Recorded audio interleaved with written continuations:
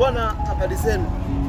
Nataka niseme na madereva wa magari ya aina yote kuelekea kipindi hiki cha sikukuu kwa maana ya Krismasi, lakini pia na mwaka mpya. Tunafahamu kipindi hiki cha sikukuu huwa barabarani kunakuwa na hekaheka nyingi sana, kunakuwa na mshike, kunakuwa na amsha, hivyo kunakuwa na msongamano mkubwa sana wa watu barabarani. Kwa niombe madereva wenzangu wa magari ya aina yote, malori, mabasi, magari ya kawaida na magari yote ambayo mnaendesha, hebu tuwe makini katika kipindi hiki cha sikukuu hizi mbili kwa maana ya Krismasi na mwaka mpya. Lakini pia tupunguze miendo barabarani. Punguza mwendo dereva popote pale ulipo unaponisikia. Kipindi hiki cha sikukuu, hebu jaribu kupunguza mwendo barabarani.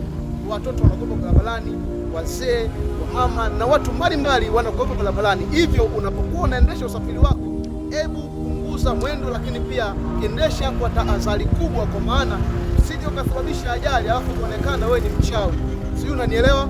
Kipindi hiki ni kipindi cha kuwa makini sana na barabarani, kwa sababu mambo mengi huwa yanatokea sana katika sikukuu hizi mbili. Hapa nazungumzia Krismasi na mwaka mpya. Ni sikukuu ambazo unatakiwa kuwa makini, kwa sababu mambo mengi watu kafala wanafanya kipindi hiki cha sikukuu hizi mbili, Krismasi lakini pia na mwaka mpya. Hivyo dereva, epuka mtego wa shetani, epuka mtego wa adui, usije kuonekana wewe ni mbaya, kumbe wewe sio mbaya na mbaya ni shetani.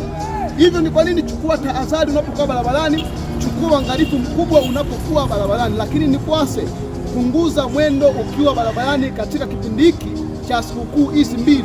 Nazungumzia Krismasi na mwaka mpya. Dereva mwenzangu, hebu kuwa makini, kuwa na tahadhari na kipindi hiki cha sikukuu hizi mbili barabarani. Kama utakuwa umenielewa, utazingatia ushauri wangu, lakini kama utakuwa mkaidi, usije ukanilaumu, usije ukasema sikukwambia, nimekusanua.